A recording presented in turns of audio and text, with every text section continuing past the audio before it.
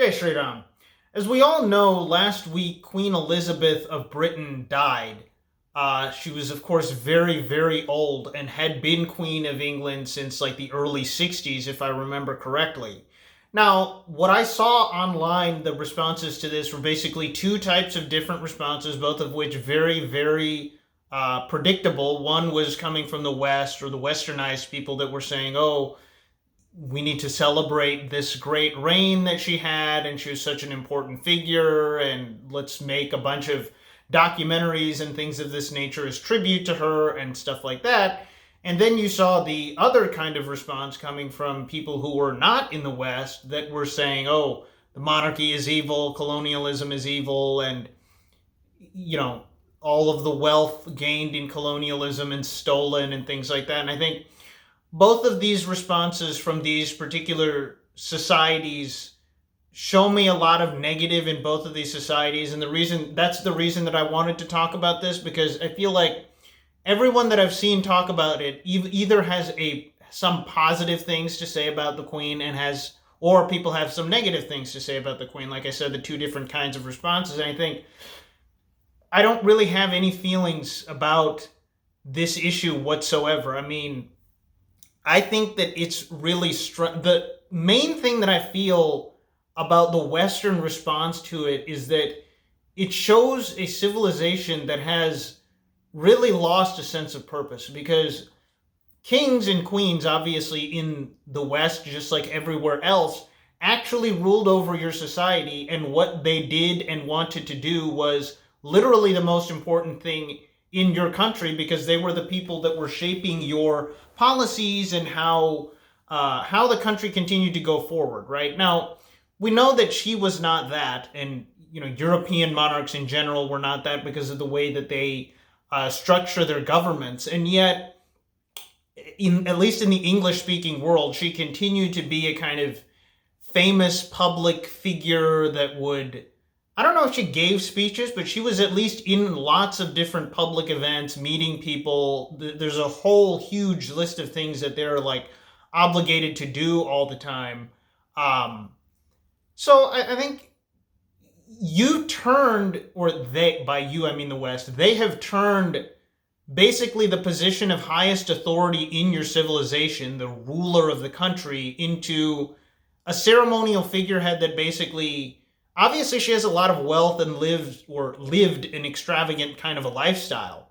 But outside of that, any kind of a sense of power or authority or responsibility that any real monarch would have, they don't have that anymore because of the way that your government is run. And yet, you're still kind of worshiping this hollow shell of what this institution was, in the sense that you like the monarchy enough that you want this person to continue to be a public figure and follow their life and things of this nature, but you don't like it enough that you want to be a monarchist and actually restore their rule, right? And I think that really shows it kind of a lack of purpose, because I mean, when the West was strongest, it was when they were out there colonizing the whole world, when they were actually ruled by their kings and queens, right? After colonialism ended, and then they started giving their colonies independence, their role in the world became drastically reduced. I mean, if you were going to look at the world today and then think, just a couple centuries ago, the greatest, most powerful nations in the world were Britain, Spain, Portugal, France, and the Netherlands. I mean, that seems totally incomprehensible now, because those countries are relatively irrelevant in world affairs. I mean, obviously Britain and to a lesser degree France have some relevance, but I mean, they're not the United States, Russia, China, India, or, any of these kinds of countries, right? So that's kind of the negative thing that I see coming from the West, that you have turned this institution basically into like a Hollywood celebrity or something like that, where you're worshiping this like aesthetic sense and name and fame and things like that, and not what this historic institution has actually brought to your country.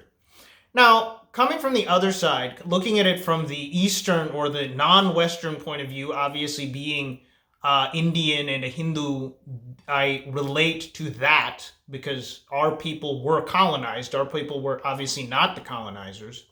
So I see Hindus, or not just Hindus, I mean Indian and even Africans and other people talking about how, well, colonialism was evil, colonialism was exploitative, so on and so forth. And I think this again shows me a real lack of purpose and lack of direction, because any self-confident power that's actually going out and doing things, they're not focusing on what negative thing happened to them in the past by someone. I mean, it's like, if somebody gets bullied, the proper course of action, if you're an adult, is not to just complain and whine and be weak. It's to toughen up, get stronger so that you can stop this from happening and then move forward and create a space for yourself.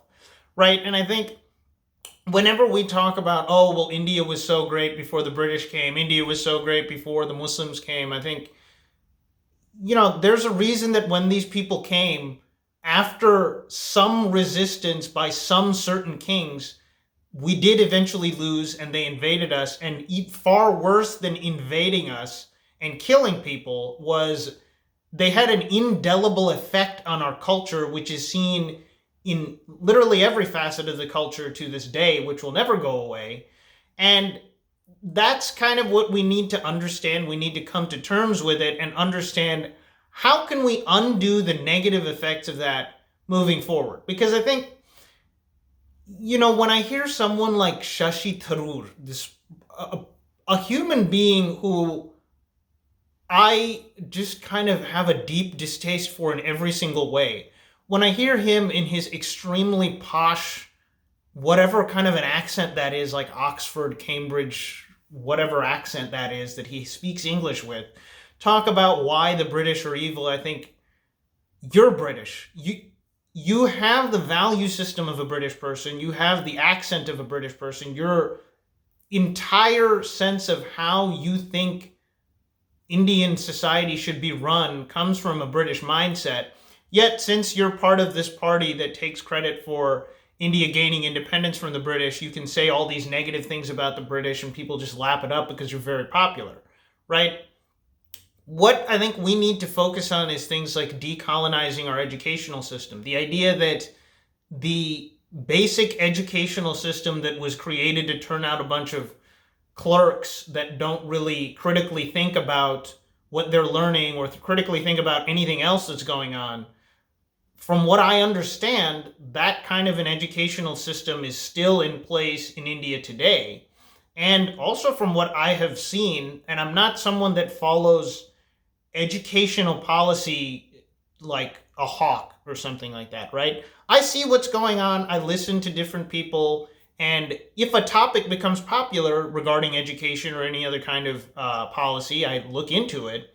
And from what I see, that work has not really been done yet. I mean, I have not really heard that there are deep Indic narratives that are being taught to kids in school, and they're being inculcated with a kind of sense of bharatiyata in how they look at themselves, look at the country, look at society, and even more importantly than that, the institutions, how education is run, the government and law, and all these things. It doesn't really make sense that when you have a society where you have been independent for 75 years, yet the legal system, the educational system, the political system, all of these the civil codes related to marriage and family issues, all of that is a direct creation of the British, and you don't want to actually do the work to undo that.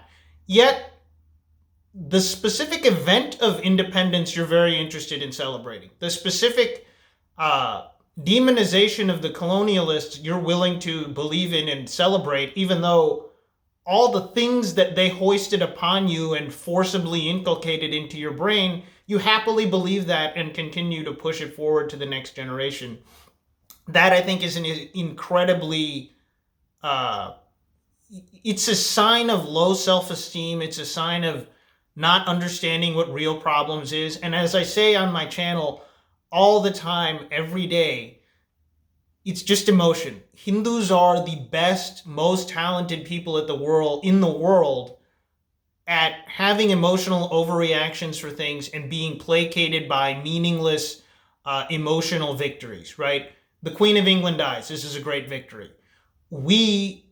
Our Independence Day of August 15th comes up again. We're going to celebrate it and get very, very, very emotional and nostalgic and sentimental and play these songs and all this kind of stuff. And I think this is what Hindus are always fixated on. Anytime, no matter how serious the problem is, no matter how wide-ranging and all-encompassing the problem is, if it can be turned into some kind of symbolic gesture where people can be made to feel an emotional internal sense of pride that ultimately has no bearing whatsoever to do with anything, then people will be placated. I feel like this same thing is happening here. I feel that this happens every Independence Day. I feel it happens every Republic Day. I feel it happens every single time that colonialism or British colonial rule is brought up in literally any instance in the discourse. It's always demonize it, don't actually deal with the lasting effects of it, which are in every single part of your society until today, which nobody is doing anything about, and just continue to move forward as if, we got independence in 1947, therefore everything is good, and we don't have to continue to actually do any work. I think the idea of celebrating independence in 1947, you're not celebrating an accomplishment. What you're celebrating is the very first step in a 1,000-step process of which maybe you're on step 7 or step 9. You're definitely not at step 20. So that's all I've got for you guys today. Please like, share, and subscribe. Jai Shri Ram.